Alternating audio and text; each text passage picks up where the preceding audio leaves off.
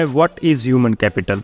Simple terms में हमारे पास जो भी स्किल्स, नॉलेज या एबिलिटी या किसी फील्ड में एक्सपर्टीज होता है जिससे हम कंट्री के इकोनॉमिक ग्रोथ में कंट्रीब्यूट करते हैं, वही ह्यूमन कैपिटल है। इसके लिए हम कुछ इन्वेस्टमेंट करते हैं और फिर हमें उसका बेनिफिट होता है। जैसे लोगों का एक ग्रुप है, ये ह्यूमन रिसोर्स है, लेकिन अगर इनको एजुकेट किया जाए, ट्रेनिंग दी जाए, इनके हेल्थ पे ध्यान दिया जाए तो यही ह्यूमन कैपिटल में कन्वर्ट हो जाएगा और कंट्री के इकोनॉमिक डेवलपमेंट में कंट्रीब्यूट करेगा। इससे पता लगता है कि किसी कंट्री के लिए ह्यूमन कैपिटल फॉर्मेशन में इन्वेस्ट करना कितना इम्पोर्टेंट है। दूसरा सवाल है ह्यूमन कैपिटल फॉर्मेशन का सोर्स क्या है, मतलब कैसे इसका फॉर्मेशन होता है। तो पहला और सबसे मेन सोर्स है इन्वेस्टमेंट इन एजुकेशन। जैसे कोई कंपनी किसी मशीन या टेक्नोलॉजी में पैसा लगाती है ताकि फ्यूचर में आउटपुट ज़्यादा हो, उसी तरह हम एजुकेशन पे खर्च करते हैं ताकि फ्यूचर में ज़्यादा इनकम जनरेट कर सकें। अब कौन ज़्यादा बेहतर काम कर सकता है, एक सिक पर्सन या एक healthy person? Obviously healthy person ज़्यादा एफिशिएंट और प्रोडक्टिव होगा। इसीलिए इन्वेस्टमेंट इन हेल्थ भी ह्यूमन कैपिटल फॉर्मेशन का एक इम्पॉर्टेंट सोर्स है। हेल्थ में इन्वेस्ट करने के अलग अलग तरीके हैं। प्रिवेंटिव मेडिसिन मतलब किसी बीमारी को होने से पहले रोकना, जैसे वैक्सीनेशन। क्यूरेटिव मेडिसिन मतलब बीमार होने के बाद उसे क्योर करना। और सोशल मेडिसिन मतलब हेल्थ के बारे में लोगों को लिटरेट करना और अवेयर करना। इसके अलावा क्लीन ड्रिंकिंग वाटर और सैनिटेशन यानी साफ सफाई पे भी खर्च करना। अगला सोर्स है ऑन द जॉब ट्रेनिंग। कोई भी कंपनी अपने वर्कर्स को जॉब से रिलेटेड ट्रेनिंग देती है जिसके लिए वो पैसे खर्च करती है, मतलब इन्वेस्टमेंट करती है। ये भी ह्यूमन कैपिटल फॉर्मेशन का एक सोर्स है। इसका बेनिफिट ये होता है कि वर्कर्स ज़्यादा प्रोडक्टिव होते हैं और कंपनी अच्छे से काम कर पाती है और ग्रो कर पाती है।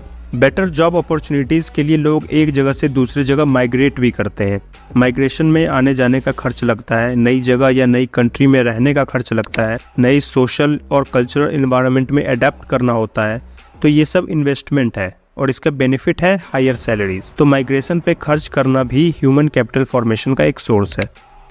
इसके अलावा किस तरह के जॉब में क्या लेवल ऑफ सैलरीज है, क्या अपॉर्चुनिटीज़ है, कौन सा एजुकेशनल इंस्टीट्यूशन किस कॉस्ट पे और क्या एम्प्लॉयबल स्किल प्रोवाइड कर रहा है, इन सब के इन्फॉर्मेशन के लिए भी लोग पैसे खर्च करते हैं। ये सब इन्फॉर्मेशन इसलिए ज़रूरी है ताकि लोग सही डिसीजन ले सके कि कहाँ इन्वेस्ट करना है। तो ये इन्फॉर्मेशन एक्वायर करने में जो खर्च होता है वो भी ह्यूमन कैपिटल फॉर्मेशन का सोर्स है। तो हमने 5 सोर्स के बारे में पढ़ा: investment in education, health, on the job training, migration और information relating to labour and other market. अब कैपिटल के एक और फॉर्म फिजिकल कैपिटल से ह्यूमन कैपिटल को कंपेयर करते हैं और देखते हैं कि इन दोनों में क्या अंतर है। कोई कंपनी प्रोडक्शन में जो मशीन्स, टूल्स या इक्विपमेंट यूज करती है वो उनका फिजिकल कैपिटल है, और इस प्रोडक्शन में जो स्किल्स, एबिलिटी या नॉलेज यूज हुआ वो ह्यूमन कैपिटल है। ऐसे ही इस वीडियो को बनाने में जो book, mobile, laptop, mic etcetera use हुआ वो फिजिकल कैपिटल है, और इसमें जो मेरा स्किल और नॉलेज यूज हुआ वो ह्यूमन कैपिटल है।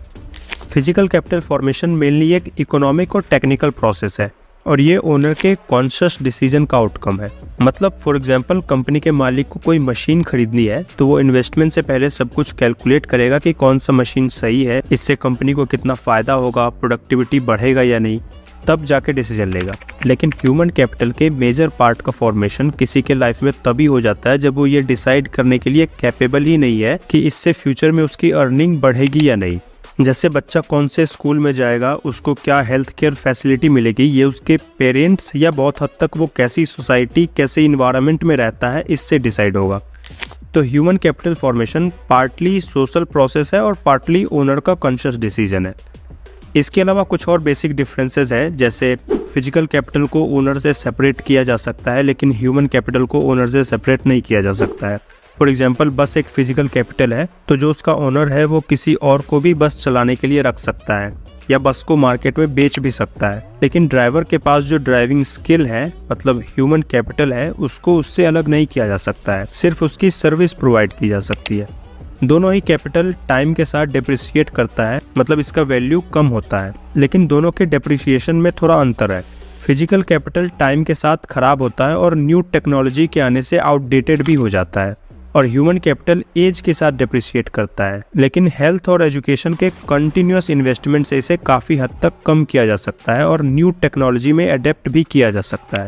फिजिकल कैपिटल सिर्फ प्राइवेट बेनिफिट क्रिएट करता है, लेकिन ह्यूमन कैपिटल ओनर के साथ साथ सोसाइटी को भी बेनिफिट देता है। एक एजुकेटेड और हेल्दी पर्सन हमेशा अपनी सोसाइटी और कंट्री के डेवलपमेंट में बेहतर कंट्रीब्यूट कर सकता है। अब ह्यूमन कैपिटल और इकोनॉमिक ग्रोथ के कंसेप्ट को समझते हैं। किसी कंट्री के इकोनॉमिक ग्रोथ का मतलब है उसका नेशनल इनकम यानी जीडीपी इंक्रीज हो रहा है, और जीडीपी तब इंक्रीज होगा जब लोगों की अर्निंग बढ़ेगी, और अर्निंग तब बढ़ेगी जब लोग प्रोडक्टिव होंगे। और हमने देखा कि education, health, on the job training, migration, job market information, इन सब में इन्वेस्टमेंट करने से लोगों की प्रोडक्टिविटी और इनकम जनरेटिंग कैपेसिटी बढ़ती है। मतलब ह्यूमन कैपिटल फॉर्मेशन में इन्वेस्ट करने से कंट्री की इकोनॉमिक ग्रोथ होती है।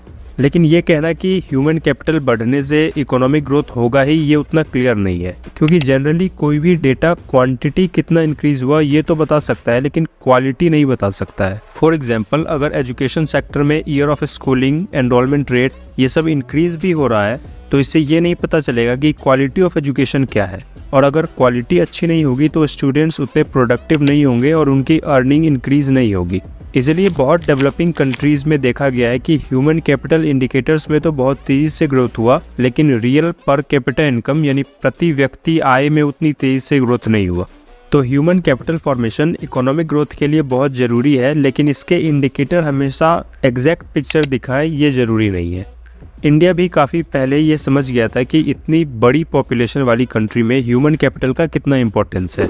अगर इनको अच्छे से एजुकेट और ट्रेन किया जाए तो यही बड़ी पॉपुलेशन कंट्री के लिए फ़ायदेमंद हो सकती है।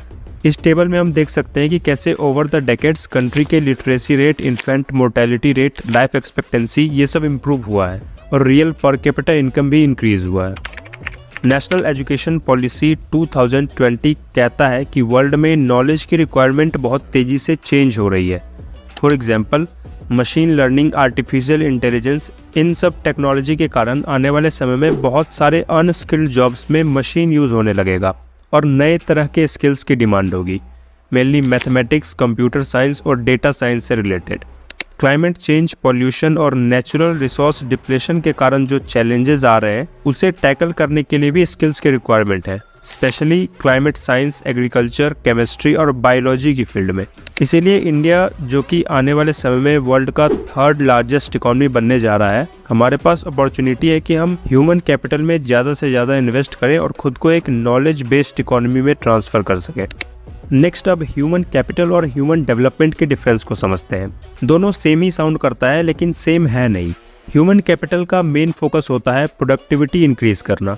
मतलब ह्यूमन कैपिटल के व्यू से अगर देखें तो अगर एजुकेशन और हेल्थ में इन्वेस्ट किया गया और उससे गुड्स या सर्विसेज का आउटपुट इंक्रीज नहीं हुआ तो वो इन्वेस्टमेंट अनप्रोडक्टिव है। लेकिन ह्यूमन डेवलपमेंट के व्यू में बेसिक एजुकेशन और बेसिक हेल्थ अपने आप में ही बहुत इंपॉर्टेंट है।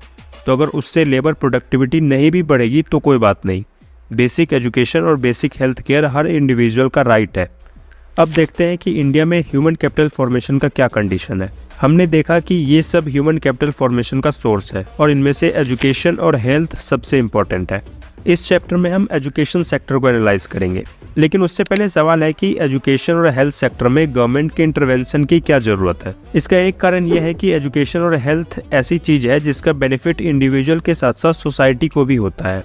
इसलिए इन सेक्टर्स में प्राइवेट और पब्लिक दोनों इंस्टीट्यूशंस देखने को मिलते हैं। प्राइवेट स्कूल या हॉस्पिटल भी है और गवर्नमेंट स्कूल या हॉस्पिटल भी है। दूसरा कि एजुकेशन और हेल्थ केयर का इम्पैक्ट लॉन्ग टर्म के लिए होता है और इसे आसानी से रिवर्स नहीं किया जा सकता है।